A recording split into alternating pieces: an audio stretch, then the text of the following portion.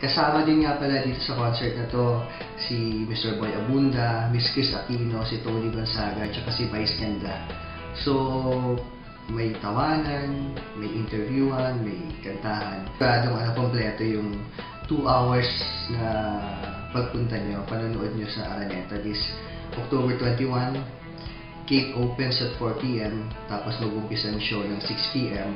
Para naman sa mga nasa bahay, mapapanood nyo to ng delayed telecast nito after Sarah G Night. Ako si Marco. At ako si Emily. At kami mag-host ng Walang Hanggan Pasasalamat concert sa Smart Araneta Center sa Linggo. Makita-kita po tayo doon. Marami po tayo doon mga sorpresa.